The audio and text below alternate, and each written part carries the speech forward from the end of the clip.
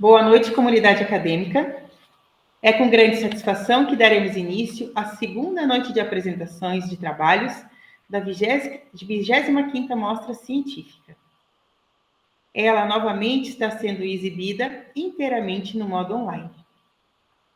Passaremos, neste momento, a apresentar o grupo de trabalhos acadêmicos do curso de Educação Física na nossa segunda noite de apresentações.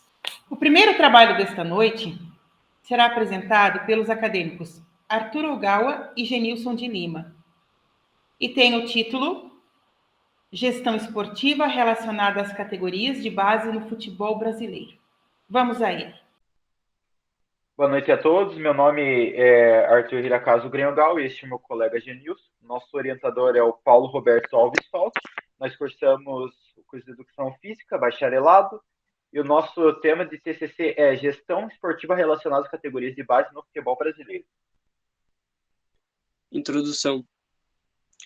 Não se sabe quando, porém, o futebol deixou de ser um esporte mais lúdico para um esporte mais profissional, onde os clubes com maior arrecadação financeira tendem a se destacar mais dos clubes com menor arrecadação.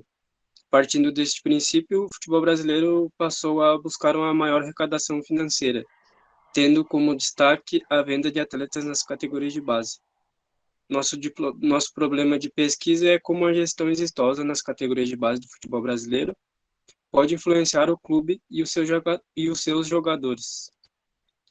O objetivo geral é compreender a relação entre a gestão no futebol, das categorias de base, quando há venda dos jogadores da base, investimento, infraestrutura e títulos dos clubes que compõem a Série A do futebol brasileiro profissional. A metodologia é a presente pesquisa de natural, básica e exploratória. A abordagem será quantitativa. Os procedimentos a ser utilizados serão a pesquisa bibliográfica e a amostra será composta por clubes do futebol brasileiro que compõem a Série A. E os dados a serem analisados serão os custos com categorias de base, venda de atletas das categorias de base, títulos conquistados, investimentos em categorias de base e infraestrutura. Eles vão ser tabulados e quantificados os dados, será realizada a discussão sobre os mesmos, e utilizando para isso um referencial teórico pertinente ao tema que possa amparar a análise sobre os mesmos. Sobre referencial teórico, nosso primeiro tópico é futebol, e os subtópicos seriam história do futebol, futebol na atualidade e categorias de base no futebol. Nosso segundo tópico seria gestão no esporte e sua importância. E os subtópicos seriam elementos e habilidades de um gestor e gestão no esporte. O nosso terceiro e último tópico seria gestão nas categorias de base do futebol, e os subtópicos seriam impactos dos investimentos nas categorias de base na infraestrutura dos clubes de futebol, impacto das vendas de atletas oriundos das categorias de base no futebol e investimentos nas categorias de base em relação aos títulos conquistados.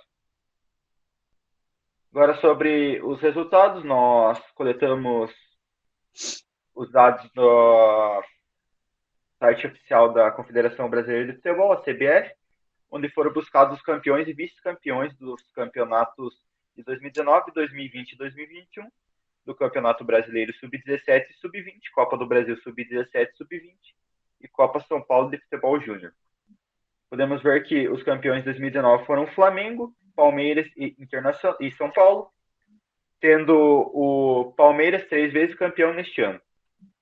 Já no ano de 2020, os campeões foram Fluminense, São Paulo, Vasco da Gama, Internacional e Atlético Mineiro, sendo o São Paulo o único clube que continuou sendo campeão de 2019 para 2020.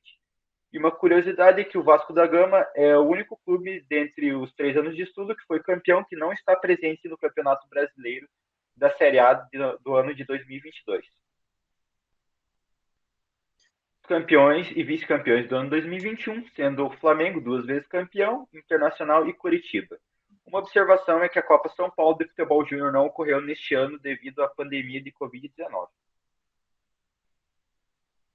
A tabela número 4 é sobre investimentos em categorias de base nos anos de 2019, 2020 e 2021. Os dados foram coletados na corretora de investimentos, XP Investimentos, que é uma corretora brasileira, onde No ano de 2019, consta que o clube que mais investiu foi o Flamengo, posteriormente foi o Internacional, depois foi o São Paulo, Palmeiras e finalizando com o Atlético Paranaense.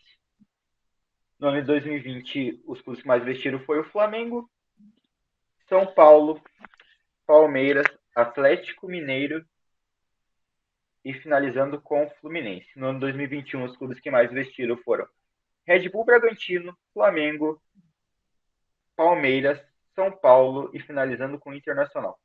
No total dos 3 anos, o clube que mais investiu foi o Flamengo, investindo 114 milhões de reais. Posteriormente, foi o São Paulo, investindo 71 milhões de reais. Posteriormente, o Palmeiras, investindo 65 milhões de reais. Posteriormente, o Internacional, investindo 63 milhões de reais. E finalizando com o Red Bull Bragantino, investindo 57 milhões de reais. Uma informação muito importante é que, dentre os 14 títulos disputados nos 3 anos, 11 deles foram conquistados por clubes que mais investiram no ano de suas conquistas. Sobre a tabela 5, investimentos em infraestrutura nos anos de 2019, 2020 e 2021, também foi coletados na corretora XP Investimentos. E os clubes que mais se destacaram nos presentes anos de 2019, 2020 e 2021 foram o Atlético Paranaense investindo 128 milhões de reais. Em segundo, o Palmeiras investindo 41 milhões de reais. E em terceiro, o Flamengo investindo 36 milhões de reais. Uma informação sobre investimento em infraestrutura nos 3 anos é que, em relação a títulos conquistados, dos 14 títulos disputados, apenas 5 deles foram conquistados por clubes que mais investiram em infraestrutura no ano de suas conquistas. Essa é a nossa sexta tabela, onde serão analisados as vendas de atletas oriundos das categorias de base dos anos 2019, 2020 e 2021, onde foram coletados os dados no site Transfermarkt, que é um site de transferências alemão, e para isso, no site estava mostrado em euros os valores das transferências. Então, nós fizemos uma cotação do euro no dia 17 de setembro de 2022, onde o euro estava cotado em R$ 5,40 para transformá-los em real. Sobre os times que se destacaram nos anos de 2019, 2020 e 2021 no total, o Flamengo lucrando 419,56 milhões de reais. E em segundo vem o São Paulo faturando 107,83 milhões de reais. E em terceiro o Fluminense com 103,62 milhões de reais. Em relação aos investimentos nas categorias de base, a venda de atletas oriundos das categorias de base e títulos conquistados, os clubes que mais se destacaram foram o Flamengo, onde conquistou 3 títulos nos 3 anos, investiu 114 milhões de reais e lucrou 419 milhões 580 mil reais. Em segundo, o São Paulo, que conquistou 2 títulos nos 3 anos, investiu 71 milhões de reais e lucrou 107 milhões de reais. Em terceiro, o Palmeiras, que conquistou 3 títulos, investiu em categorias de base 65 milhões de reais e lucrou 50 milhões 220 mil reais. Em quarto foi o Fluminense, que conquistou 1 título, investiu 36 milhões de reais em categorias de base e lucrou 103 milhões 620 mil reais. E finalizando com o Atlético Paranaense, que conquistou 1 título,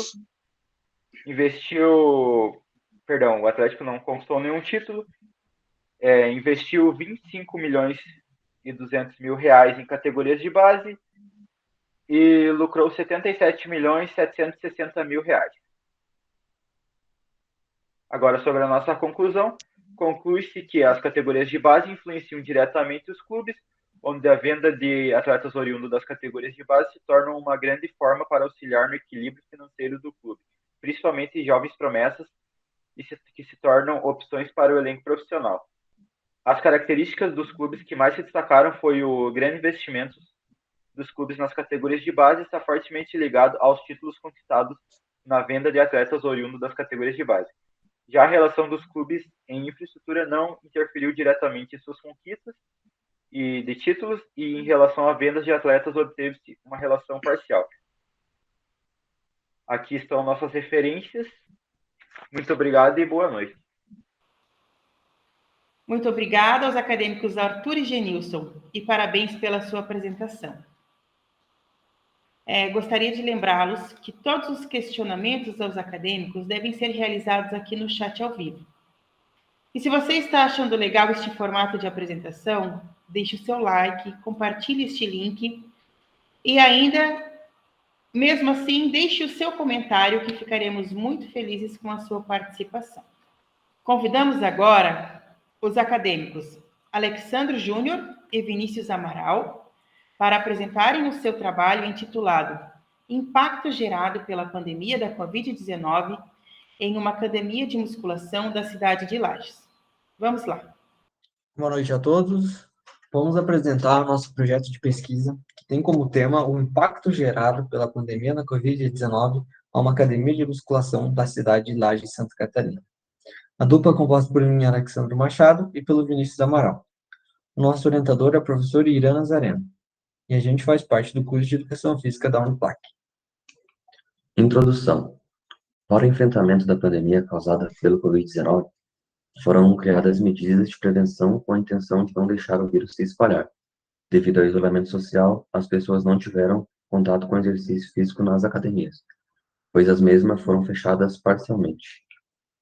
Esse cenário motivou os profissionais de educação física a buscarem novos métodos de ensino para que seus clientes e alunos não ficassem parados. A reabertura das academias trouxe vários protocolos a serem seguidos para que o funcionamento não fosse mais interrompido. Nosso problema de pesquisa é, durante a pandemia da Covid-19, muitos estabelecimentos tiveram seus funcionamentos afetados, inclusive as academias de musculação. Afetadas de que forma? As academias, devido a não ter uma circulação de ar, porque é um ambiente fechado, elas acabaram sendo fechadas parcialmente. No decreto pelo governador Moisés, ele fala que as academias se enquadram em coisas não essenciais no momento, né? Em ambientes não essenciais, mas é só para aquele momento, porque as academias são totalmente essenciais. Então, a pandemia do Covid-19 estava se espalhando muito rápido e estava contagiando muitas pessoas. Para conter esse contágio, foi fechado principalmente as academias, por ser um local fechado. O objetivo geral é analisar o impacto pela Covid-19 em uma academia de musculação na cidade de Lages, Santa Catarina. É ver o que a pandemia do Covid-19 trouxe para a academia, sendo alguma coisa boa ou alguma coisa ruim. Esse é o principal objetivo que a gente tem. Objetivos específicos. Identificar o perfil sociodemográfico dos alunos que desistiram da prática do exercício físico na academia. Realizar o levantamento da demanda de matrículas dos alunos referente aos anos de 2019, 2020 e 2021, visto que um ano antecede a pandemia e os outros 2 anos são período pandêmico. Realizar o levantamento da demanda de desistências dos alunos, referente aos anos de 2019, 2020 e 2021, visto que um ano antecede a pandemia e os outros 2 anos são período pandêmico. Analisar as adaptações realizadas nas academias devido ao protocolo sanitário, para evitar o contágio da Covid-19. A metodologia que a gente vai usar é um estudo descritivo transversal quantitativo, com análise dos arquivos do sistema de uma academia particular da cidade de Lages, realizando uma comparação entre os anos de 2019, 2020 e 2021. Então, a gente vai coletar os dados do que mais ou menos a gente colocou aqui nos objetivos específicos, vai comparar entre 2019, que foi o período que não teve a pandemia, comparar 2020 e 2021, que foi o período que a pandemia estava acontecendo. Então, a nossa coleta de dados vai ser por meio de informações que a gente vai retirar do sistema mesmo da academia, a gente não vai pegar nenhuma ficha de aluno, não vai ser necessário, aí a gente vai fazer uma comparação, fazer tabelas e gráficos para apresentar os resultados. Referencial teórico.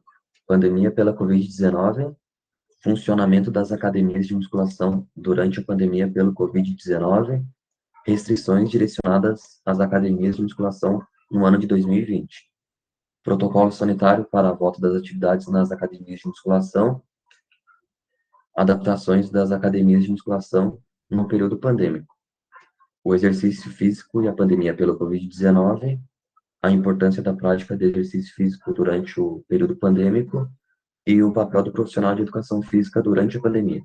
Então, esse referencial teórico nosso se trata das pesquisas que a gente fez. A gente elencou 3 capítulos aqui, falando desde o que é a pandemia até a volta da pandemia, né? Digamos, o retorno de uma vida normal. E a gente também fala sobre o profissional de educação física. A gente deixa bem claro ali o papel do profissional de educação física durante a pandemia. Então, a gente fala claramente ali sobre como que o profissional de educação física teve que se portar durante esse período. Bom, os nossos resultados esperados é entender o que aconteceu com a academia durante a pandemia. E também vai falar sobre como ela está depois da pandemia, né? Vai falar durante, o que ela teve que fazer, o que ela fez, como que impactou financeiramente, no quadro de funcionários, e também vai falar como que ela está hoje após a pandemia. Aqui está as nossas referências, que a gente usou para fazer o nosso referencial teórico.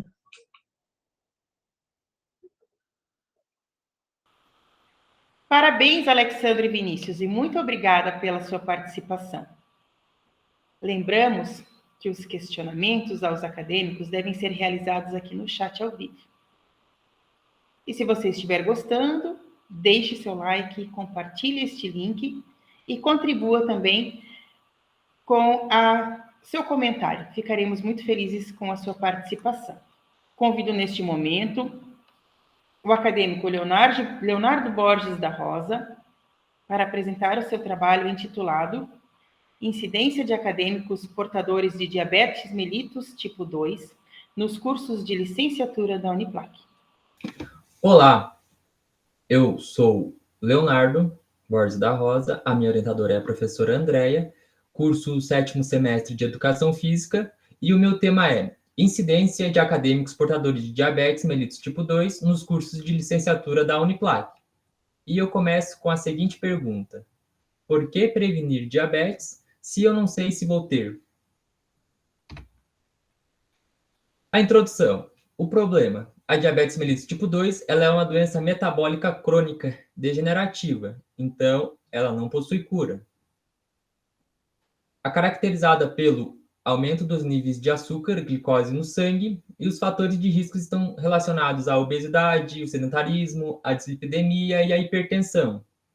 O estilo de vida pode definir a causa para esse tipo de doença, visto que pessoas que optam por um estilo de vida sem atividade física, com maus hábitos alimentares, têm uma predisposição a ter diabetes tipo 2. E as alterações fisiológicas que tendem a se agravar à medida que o indivíduo envelhece, visto que o pâncreas ele não consegue produzir insulina o suficiente para manter a glicose entre os níveis recomendados, que é de 80 a 110. E eu faço a seguinte pergunta: qual a incidência de acadêmicos portadores de diabetes mellitus tipo 2 nos cursos de licenciatura da Uniplac? O meu objetivo geral é estimar a incidência de acadêmicos portadores de diabetes mellitus tipo 2 nos cursos de licenciatura da Uniplac. A diabetes mellitus ela é uma doença degenerativa crônica, então ela não possui cura, ela possui tratamento. Os tipos são diabetes tipo 1, que é caracterizada pelo o pâncreas não produzir insulina para o corpo, então ela vai ter que fazer uso de medicamentos. A tipo 2, que o pâncreas produz insulina, mas ele é insuficiente para manter os níveis adequados de glicose.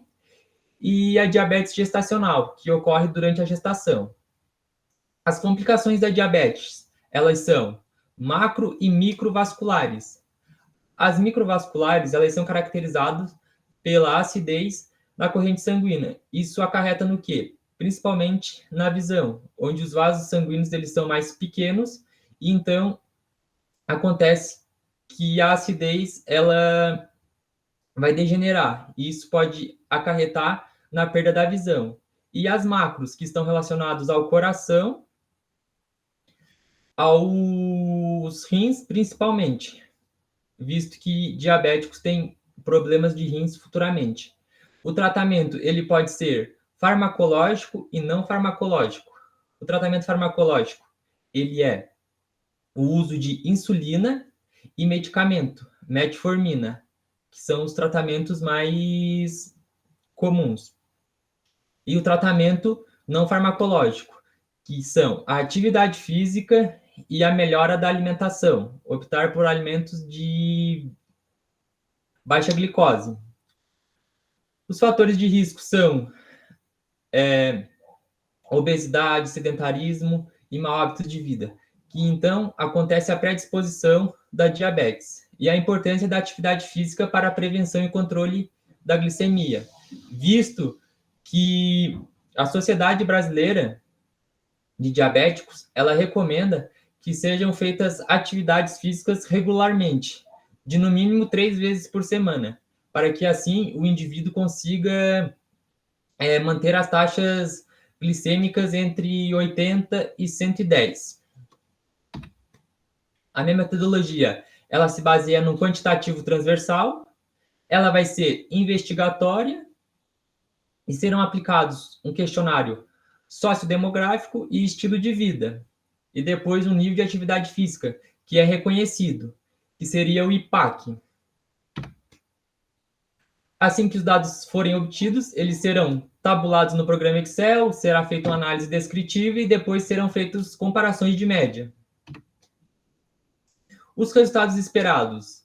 Espera-se estimar a incidência de DM2 nos cursos de licenciatura da Uniplac e verificar os fatores de riscos associados, que seriam problemas de coração, problemas no pâncreas, a obesidade, a genética, o estresse, o sedentarismo, mau hábitos alimentares e o uso de medicamentos, visto que os acadêmicos, no geral, eles têm rotinas pesadas, às vezes eles não conseguem dormir direito, não conseguem se alimentar bem, procuram por refeições mais fáceis, e isso acaba que ele vai ter uma predisposição à diabetes. Então, o projeto, ele quer contribuir cientificamente para que sejam desenvolvidas futuras pesquisas relacionadas ao mesmo tema, visto que a diabetes, ela é uma doença silenciosa. Assim, as pessoas, elas não sabem que tem a doença, mas a doença está avançando e ela pode chegar a casos extremos, que não tem mais recuperação.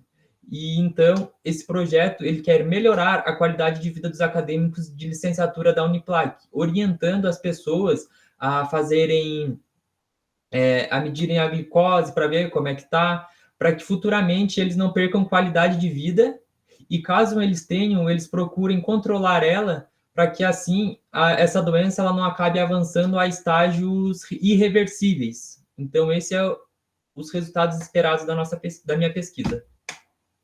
Aqui estão as minhas referências. Muito obrigado pela atenção. Muito obrigada, acadêmico Leonardo, e parabéns pela sua apresentação. Se você tiver algum questionamento aos acadêmicos, deve fazê-lo no chat ao vivo. Assim que possível, eles responderão às suas dúvidas. Convido as acadêmicas Letícia e Maquele para apresentar o seu relato de experiências com o tema Inclusão em todos os lugares, pintura facial. Boa noite. Boa noite. Meu nome é Letícia. O meu é Maquele. Somos da segunda fase de Educação Física e a gente vai falar um pouco sobre a inclusão em todos os lugares. Um evento que aconteceu no domingo e a gente acabou fazendo parte. E a Leti vai falar um pouco sobre... A gente vai falar um pouco também sobre o que podemos estar fazendo nesse evento. Cada um escolheu uma forma de estar ajudando sobre a inclusão.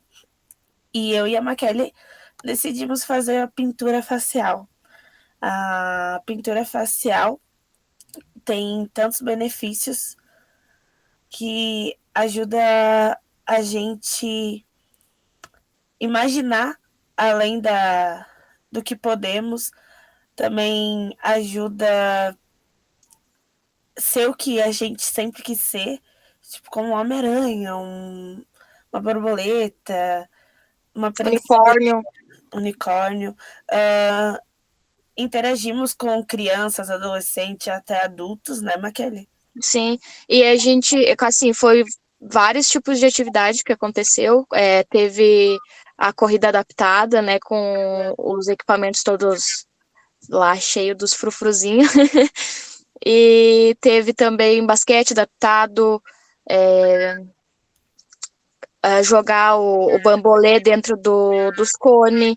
Então foram vários tipos de brincadeira para atrair e incluir vários tipos de pessoas. E como a Leti comentou, a gente teve a presença de crianças, de adultos, de adolescentes, e enfim. A, a inclusão que a gente decidiu é para tirar todo aquele preconceito de que todo mundo tem que ser igual. Não, todo mundo é diferente, diferente é ser normal. A gente gosta muito de trabalhar com criança. Sabemos que o comportamento geralmente do ser humano é ter aquele preconceito, sabe? Em toda a sociedade. E a nossa alternativa foi tentar mostrar que cada um podia ser o que quisesse. Sim. Tendo a interação dos. A gente até colocou em algum dos slides imagens ali, se a Leti conseguir trocar os para mostrar. Aí a gente teve, como vocês podem ver, adolescentes, crianças. Teve o grupo do Homem-Aranha, o grupo do It a Coisa, o grupo que queria ser mais fofinho, o grupo que só quis fazer algum personagem de desenho animado que gostava. Tivemos um menininho ali que queria ser um monstro e no fim virou uma raposa. Teve bastante criança que chegava com umas ideias assim super. A imaginação foi muito longe. Amiga, tá trocando os slides pra você? Pra mim não tá. Tá sim. Tá, então deu bom. Né, vai que, enfim. Mas enfim, a gente teve uma experiência única. A gente aprendeu muita coisa. E como mostra nas imagens ali, foi um dia bem produtivo, bem divertido. Apesar da chuva, né? Porque tava frio e chuvoso. Mas a gente conseguiu aprender bastante coisa. E a gente quer deixar uma mensagem que a inclusão, ela tá em todos os lugares. E quanto mais a gente incluir todo mundo, melhor vai ser. Porque a galera vê um certo preconceito com pessoas assim que eu não sei como que eu posso comentar, mas sempre tem os preconceitos. Rotular, né? Não podemos falar que são pessoas especiais porque não achamos esse termo incorreto. Também não falar que são diferentes. Eu acho que, na verdade, todos são diferentes, né? E ser diferente é normal. E se você não fosse diferente, qual que é a graça de todo mundo ser igual? Exatamente. Ia virar um fuzuê. Então, por isso que a gente... Pode falar, amiga. Então, por isso que a gente escolheu a pintura facial, para além de todo mundo conseguir usar a imaginação, mostrar que você podia ser o que quisesse. Exatamente. E nada paga o sorriso no rosto das crianças, dos adolescentes e até mesmo dos adultos, porque os próprios adultos ficaram felizes em ter um bonequinho que seja no rosto pintado ali, porque é uma diversão. E a gente amou participar, e se tiver o ano que vem a gente vai amar fazer parte de novo. E obviamente ficaremos com a pintura facial. E pode falar, amiga. E não, seria isso mesmo.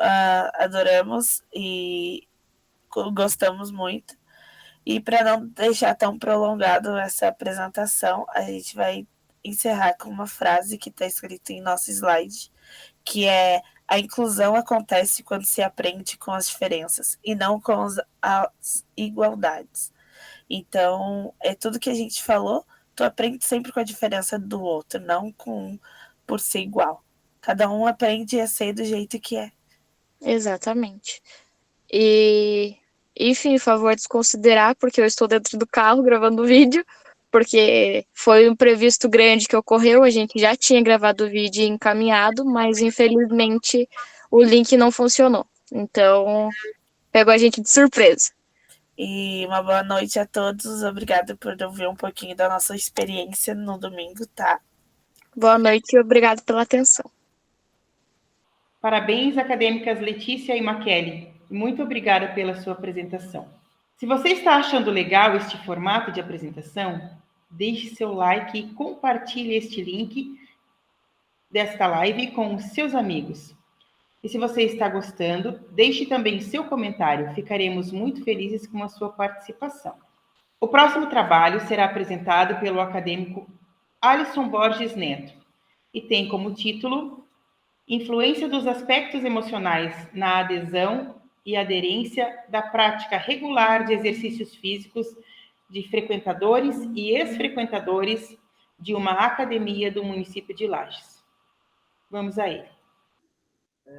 Esta noite irei apresentar na Mostra Científica da Uniplac 2022 a influência dos aspectos emocionais na adesão e aderência da prática regular de exercícios físicos de frequentadores e ex-frequentadores de uma academia do município de Lages.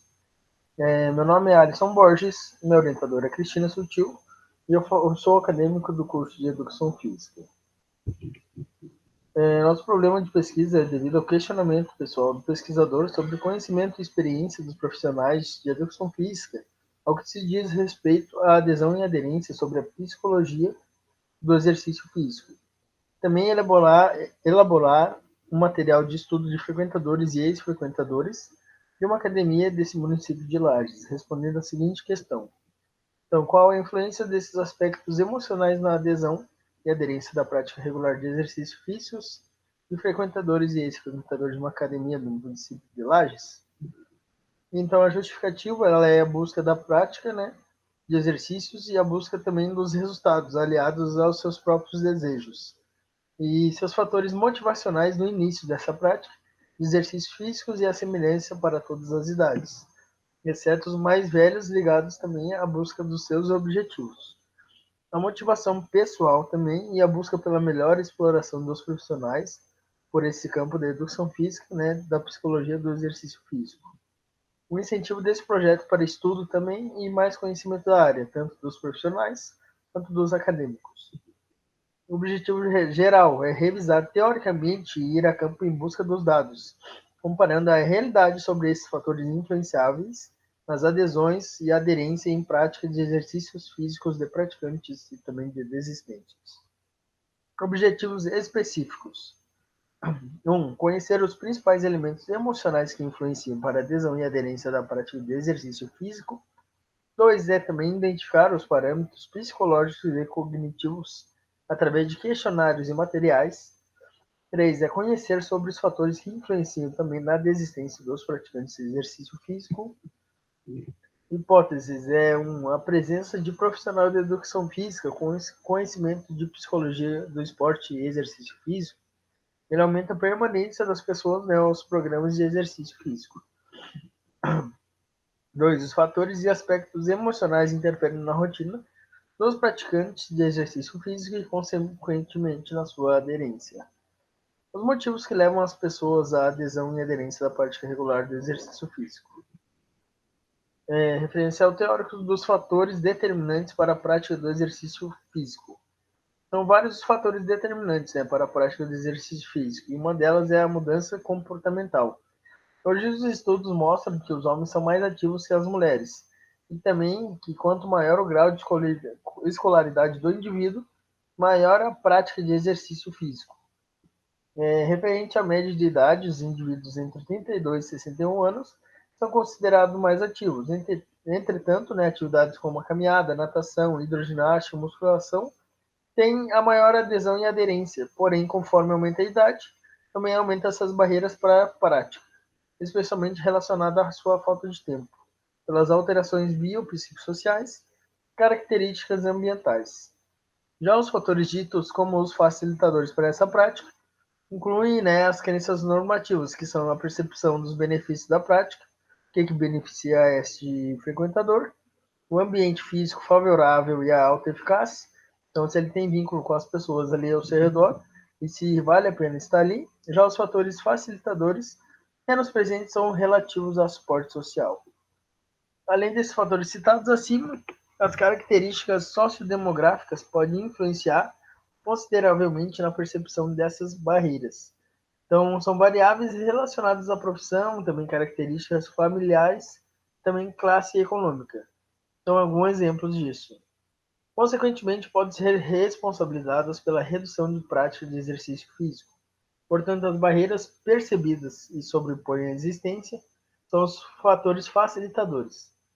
Por isso, relacionar a prática de exercício físico e saúde ao invés de focar em intensidade, duração, frequência, modo de praticá-la, né, preconiza mais e pode fazer crescer a adesão, então tornando eficaz. E é importante a conscientização sobre essas variadas opções de prática. Não pensar somente na parte técnica, e sim parte psicológica, motivacional e afetiva. Estratégias de intervenção e incentivo pode ser facilitador e estimulante para as pessoas praticarem exercício físico de acordo com a própria disponibilidade de recursos, ambiente, tempo e motivação. A motivação como base para aderência e continuidade do exercício físico. A mudança comportamental faz parte de um processo e a população possui inúmeros níveis de motivação. Para que ela busque seguir em frente, é importante adotar uma estratégia específica. Motivar alguém a realizar essa mudança é possível dando liberdade e mostrando que barreiras não são intransponíveis, não são dificuldades, além de poder ser encontrado em diversos contextos. A motivação apresenta tendências preditivas, diretas e progressivas, né? Então, experiências positivas levam a participação ativas nas atividades internacionais de interação. A classe social também é um fator com vinculações a níveis motivacionais e bem-estar profissional e a psicologia do esporte, né? A profissional da educação física são essenciais para trabalhar esses aspectos biopsicossociais, motivacionais e comportamentais dos exercícios físicos, aderindo uma forma de gestão desses alunos, estimulando uma vida saudável, equilibrando e adequando o tempo e modalidades. Necessidades psicológicas básicas de intenção, de adesão ao exercício e comprometimento são preditores essenciais na intenção de adesão ao exercício. Porém, as necessidades psicológicas básicas são confirmadas para ter poder preditivo para o exercício, após os 3 e 6 meses. Então, ter a psicologia como base é de extrema importância. O conhecimento com essa área faz com que os profissionais tenham capacidade de compreender e lidar com os aspectos biopsicossociais, como falado. E é importante entender que os alunos, né, e saber identificá-los, quando eles não estão bem, além de saber também lidar com as oscilações de humor, mantendo motivados. Estágio de mudança de comportamento para a prática do exercício físico.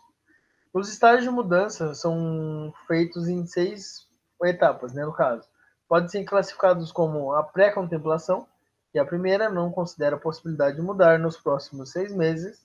A contemplação admite problema, mas não pretende começar atividades nos próximos 30 dias. Preparação inicia algumas mudanças, planeja começar a atividade em 30 dias. A ação ela programa mudanças ambientais e comportamentais dela e está menos de 6 meses em atividade já. A manutenção é um fator e etapa uma das mais importantes, porque é o processo de continuidade desse trabalho iniciado com a ação há mais de 6 meses já. Estudo dos fatores, né, que determinam a prática desses exercícios. Dentre os mais fundamentais, né, estão a alta eficácia, que hoje é uma das mais estudadas, de acordo com os dados de estudos e pesquisas, que ele é um caso de ter intenção e prontidão para a mudança, que deve ser bem expressivas, da rede de suporte social também. Tem que ser incentivadora para isso. E do seu ambiente estimulante. A alta eficácia ele é uma das mais investigadas hoje, como falado, sendo também referenciado o sentimento de prazer com o exercício físico, a intenção de praticá-la, equilíbrio decisório e prontidão para a mudança.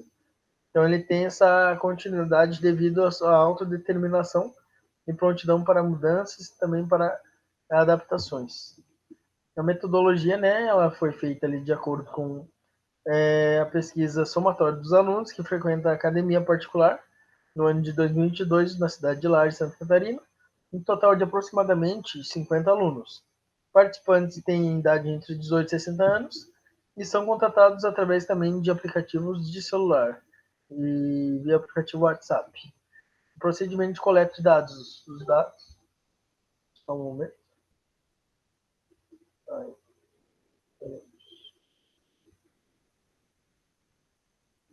Então, procedimentos serão divididos em dois grupos, né? O grupo A e também o grupo B. O grupo A são alunos que frequentam a academia, respondem o questionário presencialmente, constituído por 20 questões de múltipla escolha, com respostas numeradas de 0 a 4. O grupo B, alunos que desistiram no caso, responde o questionário através do Google Forms, que será encaminhado via aplicativo de celular, que é o WhatsApp, contendo 21 perguntas de múltipla escolha. A metodologia, né, eles são tabulados no programa Excel, 2010 exportados para o programa Software Estatístico SPSS 2.0. As análises de risco dos atendimentos de riscos e benefícios de acordo com a resolução 510/2016. Critérios de inclusão de participantes. Serão incluídos nessa pesquisa indivíduos que foram incluídos, né, indivíduos entre 18 e 60 anos de ambos os sexos, matriculados no mínimo 3 meses na academia selecionada. E também os indivíduos que desistiram recentemente, que praticaram no mínimo daí 3 meses de exercício físico. Em de exclusão serão excluídos, né, as partes de indivíduos que corresponderam aos questionários de forma incompleta. E a imagem mostra o nosso cronograma de acordo, né, desde fevereiro de 2022 até dezembro de 2022, onde mostra a imagem. O orçamento ele está na próxima imagem também demonstrado, onde acontece esse orçamento no valor total de R$230. Então, os resultados, eles participaram da pesquisa 50 indivíduos, tendo 25 do grupo A e 25 do grupo B. No grupo A, a maioria dos participantes era de sexo feminino, sendo 56% da idade de média de 31 anos, 7, mínima de 20 anos e máxima de 49 anos.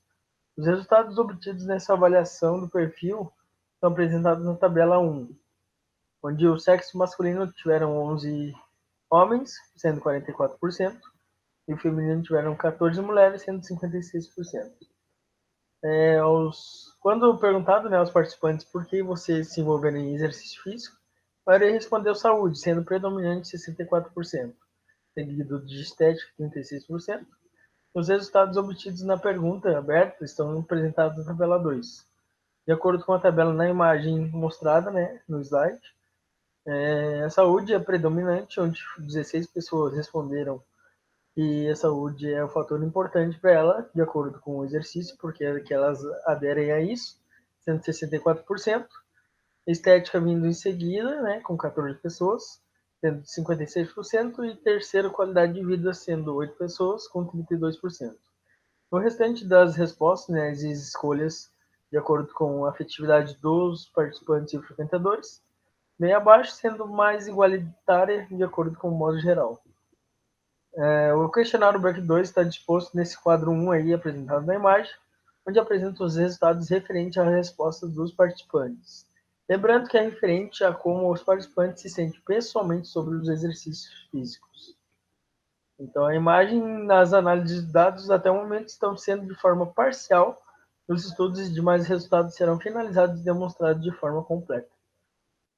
Aqui as estatísticas, no caso, né, que passaram.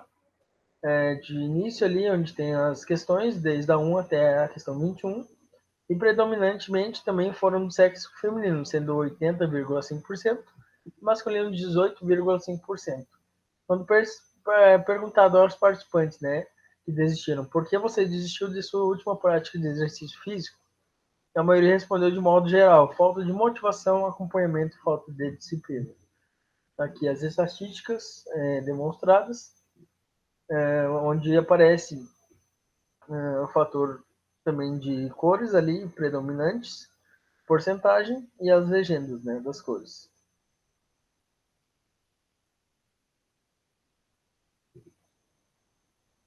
Então, as análises dos dados até o momento estão sendo de forma parcial. Esses estudos e demais resultados serão finalizados demonstrada de forma completa após todas as análises e organização. As referências feitas. E é isso. Obrigado e uma boa noite. Muito obrigada, Alisson, pela sua apresentação e parabéns. Dando continuidade às apresentações do curso de Educação Física, vamos prestigiar agora os acadêmicos César Pascoal e Fabíola Figueiredo, com o tema O exercício físico na prevenção da doença do Alzheimer. Por que prevenir se não sei se terei a doença? Essa é uma das questões trazidas, então, pelos acadêmicos Fabíola Birk de Figueiredo e César da Mota Pascoal, juntamente com o nosso orientador Paulo Roberto Alves Fal, do 8º semestre do curso de Educação Física, com o tema O exercício físico na prevenção da doença de Alzheimer. Entre os questionamentos do nosso problema, percebemos que a falta de informação e conscientização sobre a doença de Alzheimer, o seu desenvolvimento e acometimento, influência na qualidade de vida e saúde, além dos alertas necessários sobre as causas e as consequências, parecem se fazer importante e justificarem essa pesquisa. Deixamos então a pergunta: qual a relação do exercício físico na prevenção da doença de Alzheimer? Nosso objetivo geral é, então, compreender a relação do exercício físico na prevenção da doença de Alzheimer.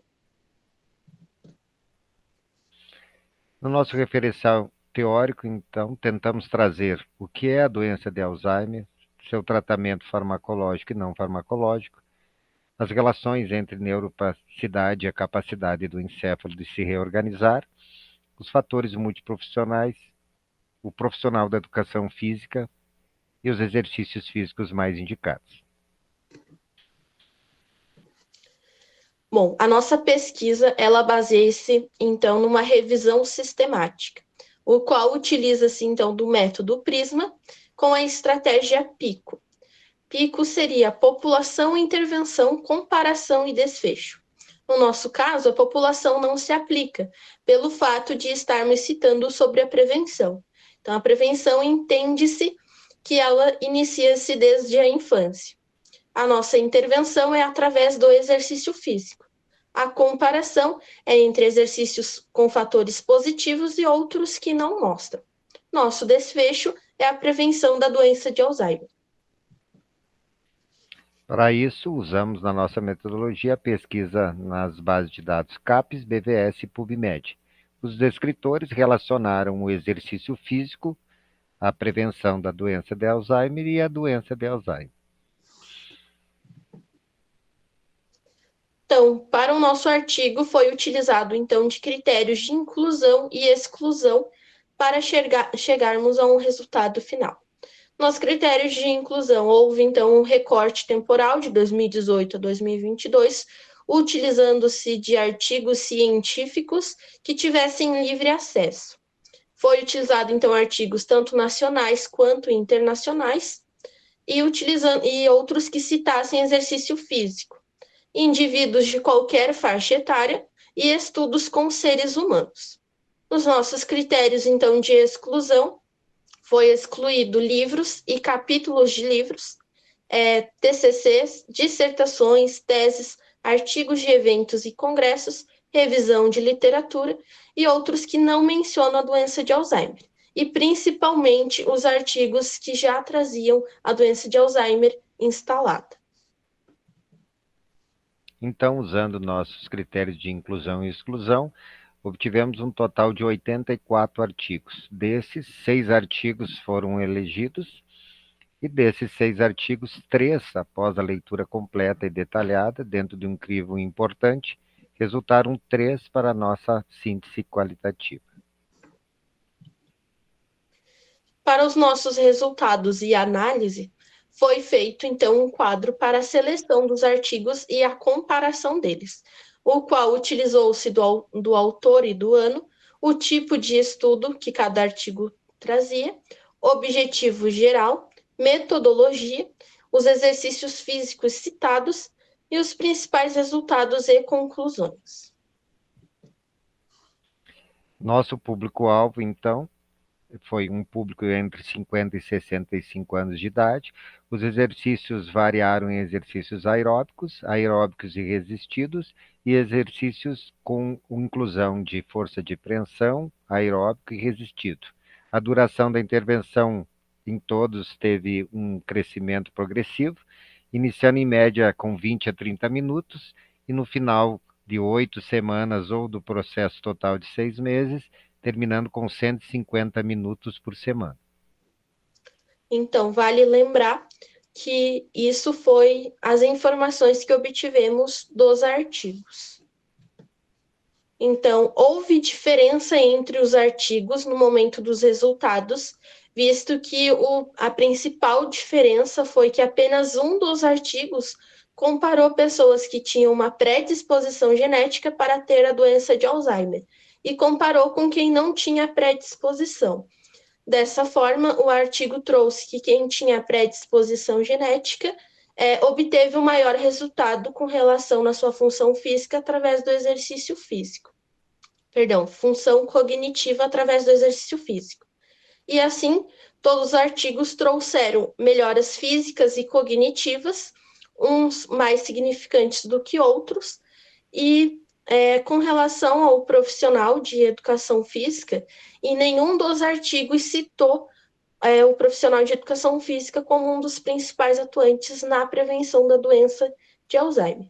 E apenas um dos artigos não utilizou o exercício físico de força como forma, então, de intervenção no momento da aplicação.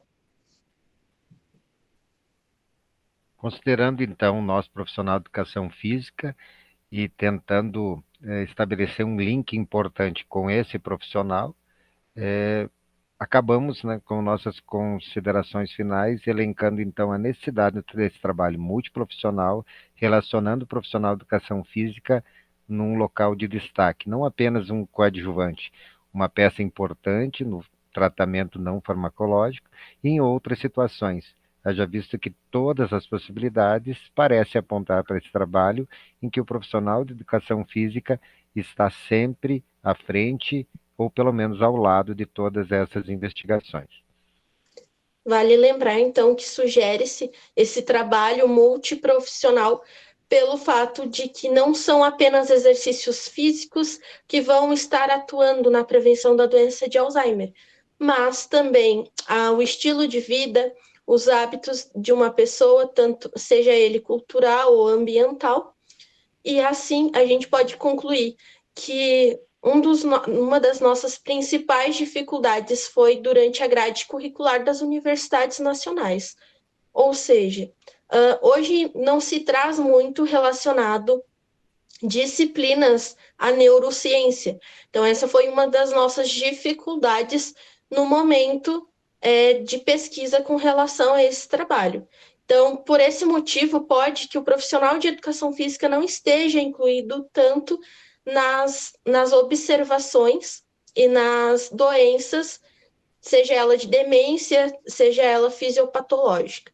Então, dessa forma, vale ressaltar que todo profissional de educação física também precisa ter em sua grade curricular do curso disciplinas relacionadas à neurociência e fisiopatologia. E, por outro lado, então, o profissional de educação física também tem que ser conhecido, né, pelos outros profissionais. Eu acho que seria isso para esse momento. A gente agradece a presença de todos que puderem assistir e divulgar esse vídeo. Ficam nossas referências. Muito obrigado a todos, e esse seria, então, hoje o nosso trabalho. Muito obrigado, acadêmico César e Fabiola, e parabéns pela sua apresentação. Lembramos que os questionamentos aos acadêmicos devem ser realizados aqui no chat ao vivo. Convido neste momento os acadêmicos Jedson Conrado e Matheus Martins para apresentarem o seu trabalho com o tema o exercício físico na reabilitação de indivíduos acometidos por acidente vascular encefálico. Vamos lá. Boa noite a todos. O nosso tema é o exercício físico na reabilitação de indivíduos acometidos por acidente vascular encefálico. Os acadêmicos Eu sou o Jedson Corrêa Conrado. E Matheus Martins Mariano. O nosso orientador é o professor Luiz Alberto Corrêa Fraga e o nosso curso é Educação Física Bacharelado, o 8º semestre. Nossa introdução.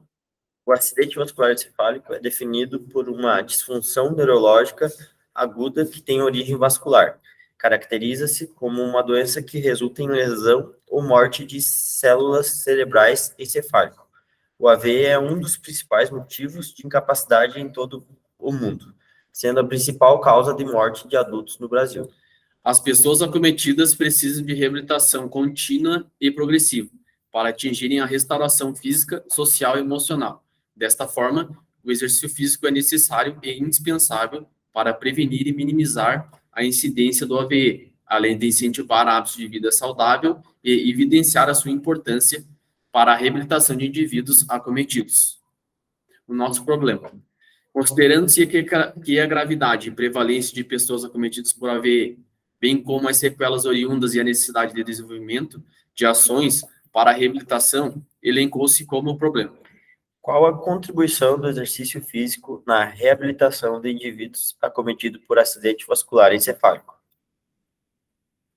O nosso objetivo geral: evidenciar a contribuição do exercício físico na reabilitação de indivíduos acometidos por acidente vascular encefálico. Nossa metodologia. O estudo se trata de uma revisão bibliográfica, que para Gil, 2002, a pesquisa bibliográfica é desenvolvida com base em material já elaborado, constituída principalmente de livros e artigos científicos. É uma forma de pesquisa que utiliza as principais fontes de informação, com o objetivo de fundamentar teoricamente a temática. Foram encontrados 19 artigos, todos em língua portuguesa, não sendo filtrado por ano. Desses, 8 mencionavam somente o fisioterapeuta na parte de reabilitação. 6 traziam diagnósticos de enfermagem e o papel do cuidador no pós-AVE, sendo aproveitados 4 estudos, que abrangeram a temática sobre o exercício físico na reabilitação de pessoas acometidas por AVE, e um estudo sobre atividade física no pós-AVC, que ajudou no embasamento do tema.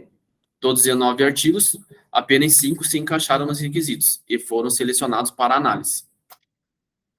Nosso referencial teórico, então, foi composto por 3 capítulos. O primeiro sendo caracterizando o acidente vascular encefálico, o segundo, qualidade de vida de indivíduos acometidos por AVE, e o terceiro, exercício físico na prevenção e reabilitação pós-AVE.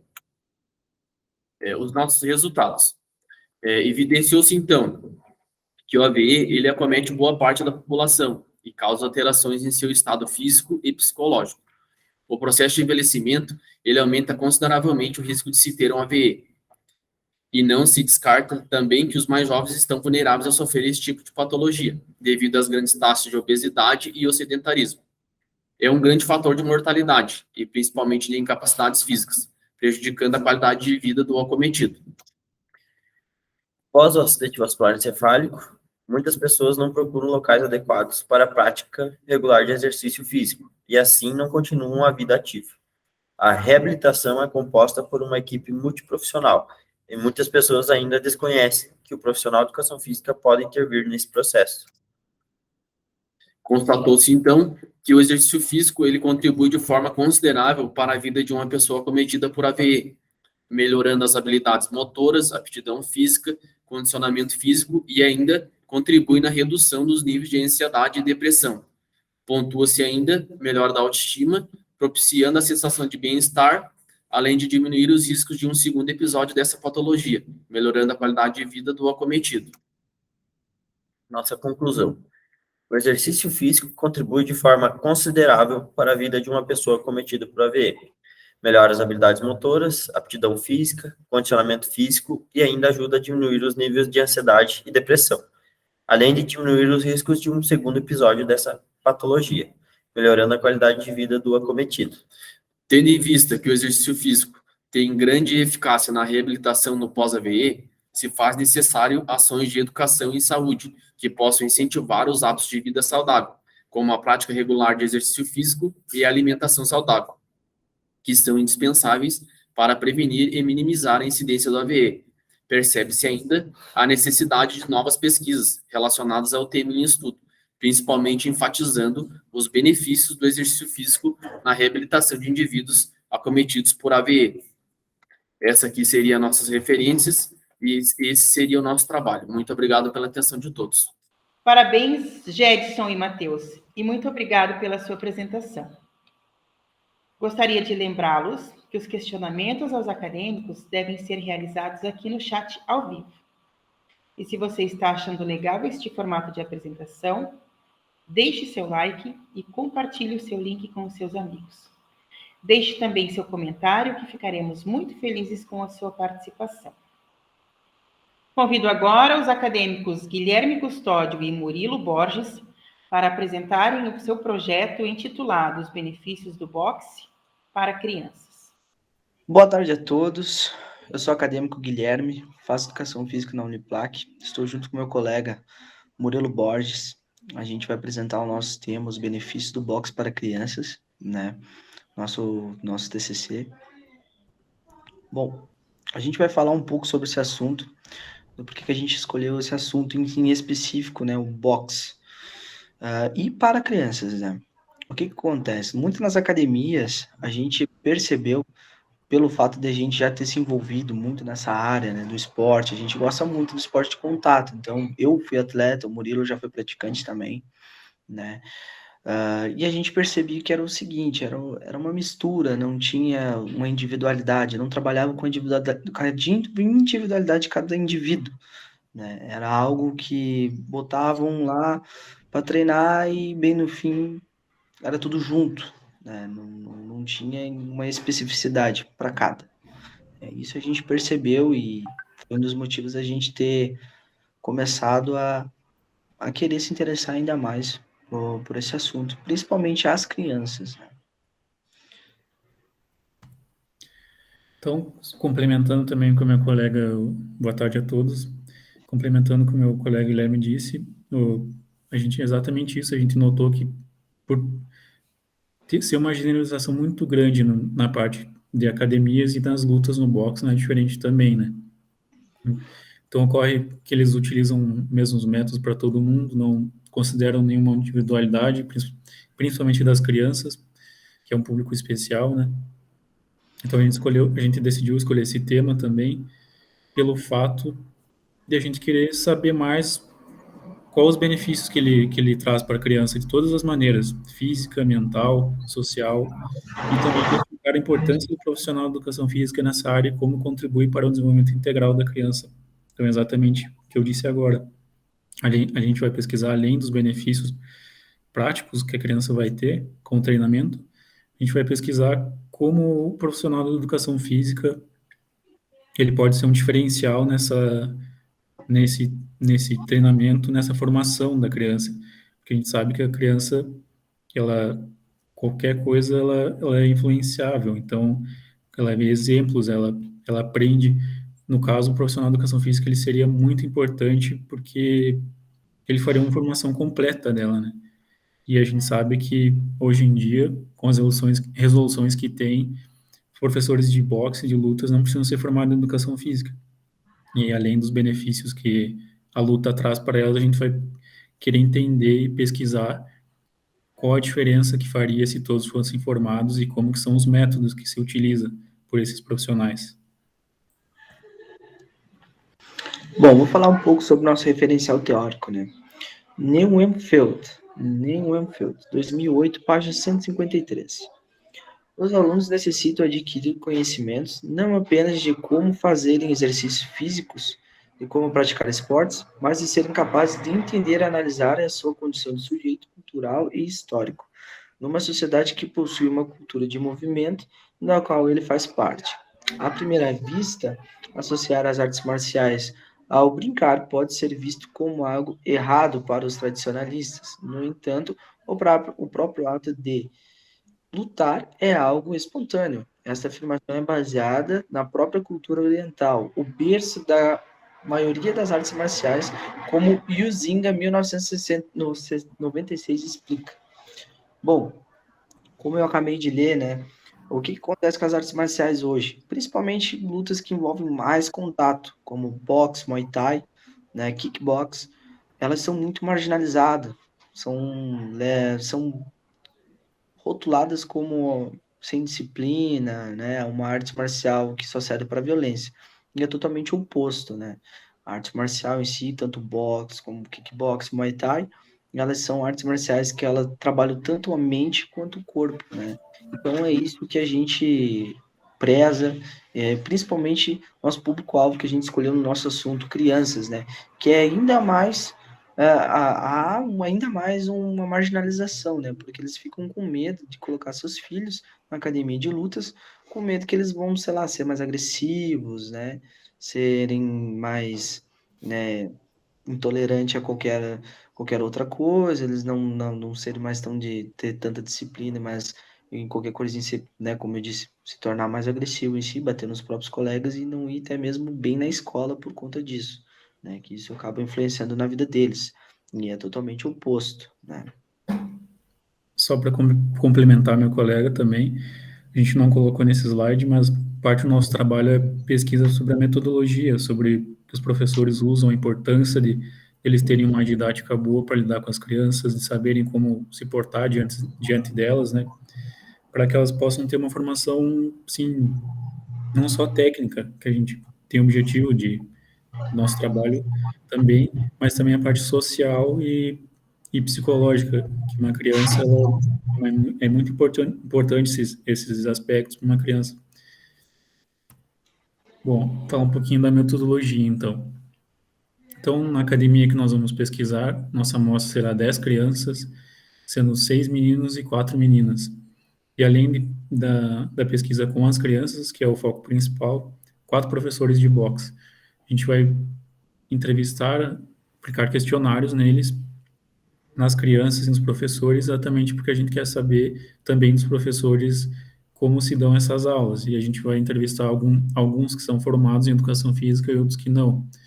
E a gente vai, a partir dessa pesquisa, a gente vai conseguir ver as diferenças percepção deles das aulas, como os métodos que eles utilizam e tudo isso, toda essa questão. O tipo de pesquisa é com revisão de literatura, ou seja, a gente pesquisou em livros, artigos, tudo que a gente achou sobre o tema, e também com estudo de campo, que a gente vai aplicar a pesquisa com eles também, né? O instrumento de coleta de dados, a pesquisa será por meio de questionários, aplicando perguntas simples com diversas alternativas de respostas. Então, se tratando de crianças, a gente entendeu que uma forma mais simples, perguntas simples, com facilidade de compreensão delas, fosse um melhor método. E, além disso, a gente vai também aplicar esses questionários para os professores, para ter uma pesquisa ainda mais fiel, né, digamos assim, que a gente quer. E a análise dos dados será feita de forma quantitativa. Bom, os resultados esperados. Não, os resultados esperados por nós, como o Murilo já mencionou, a gente está buscando entender também a parte dos profissionais que estão por trás, né, principalmente do boxe ali com as crianças, como eles fazem, né? A gente tem que entender tanto na parte física quanto mental e social da criança, entende? Porque o boxe também é um meio social da criança. Ela vai na academia, ela vai conhecer outros colegas, ela tem que entender que ela não pode machucar outro colega, né? Que ela vai praticar o exercício físico, né, vai praticar arte marcial, e ela tem que entender que ela não pode machucar o colega. Então, mesmo assim, tem que ser aplicada a disciplina e, com o tempo, também já preparar a cabeça, caso ela queira, a se desenvolver para um alto rendimento, digamos assim, né? Já com o intuito um pouco de preparar para o alto rendimento. Né? Então, a gente espera ver um resultado tanto fisiologicamente, como mentalmente e também socialmente. Então, o nosso trabalho, projeto de TC era esse.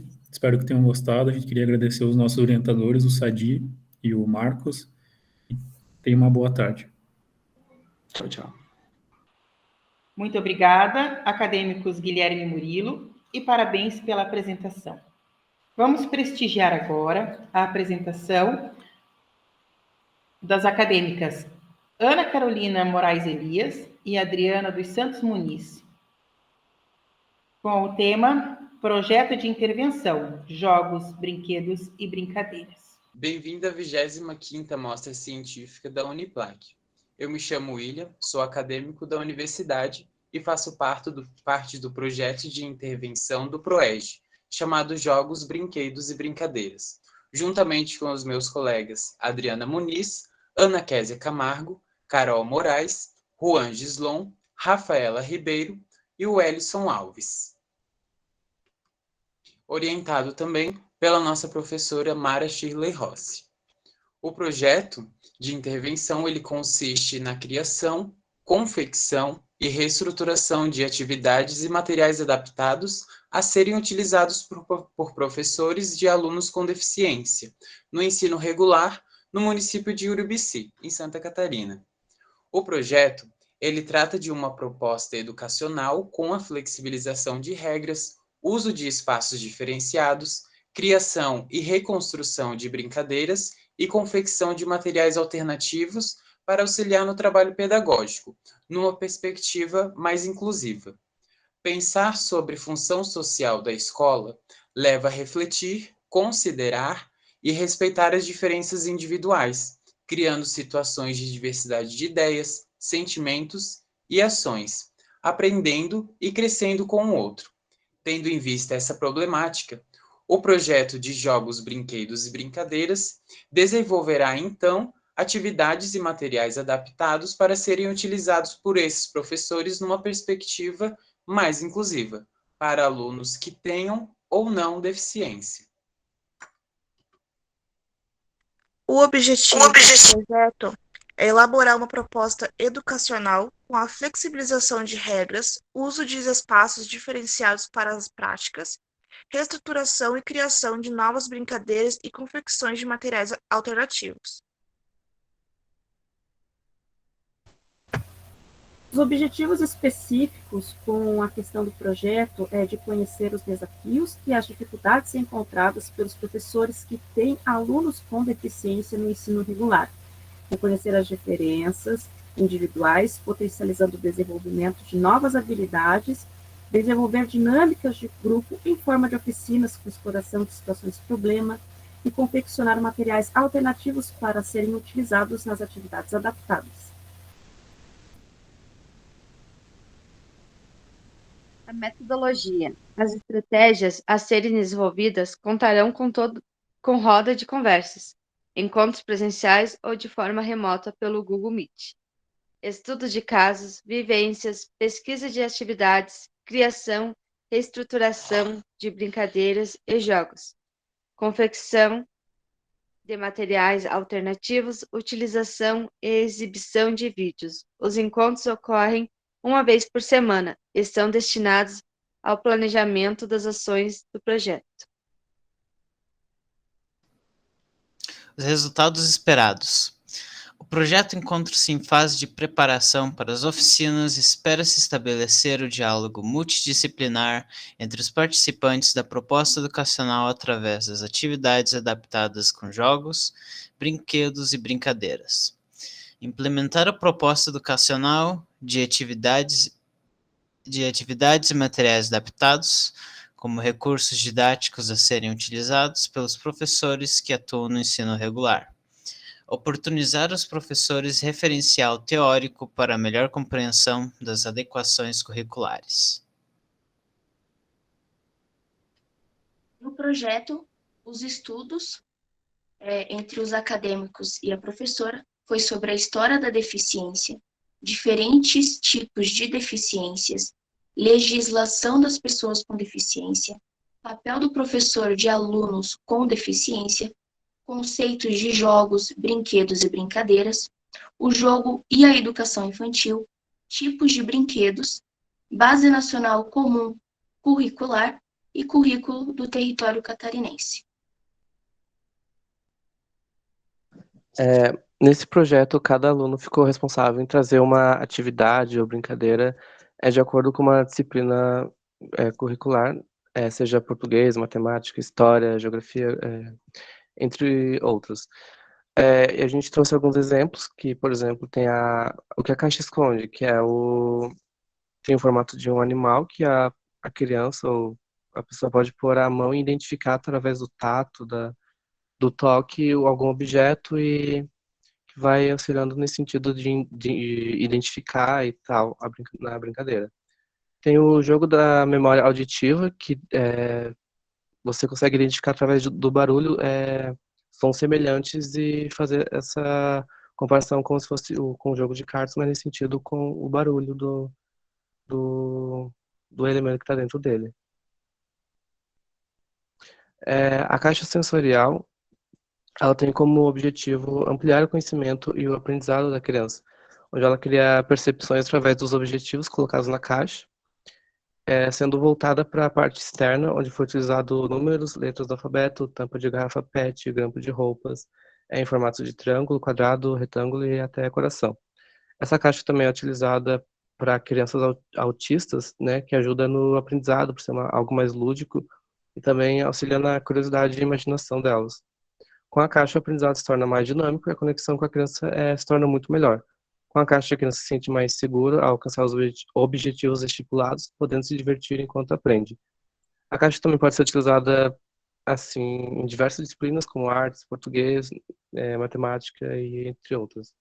Ela serve também tanto para o ensino infantil, fundamental e médio, porque ela também auxilia na memorização, nas sensações táteis, olfato, percepção dos materiais e objetos utilizados para a criação.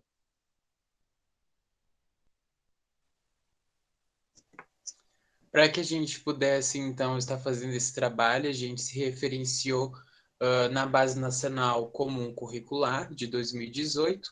A gente também se referenciou no livro que se chama As Possibilidades na Diferença, o Processo Inclusivo de Todos Nós, da revista Integração, de Pandrinelli, e também nesse link do MEC, onde encontram vários outros materiais que foram utilizados para que a gente pudesse estar realizando esse trabalho.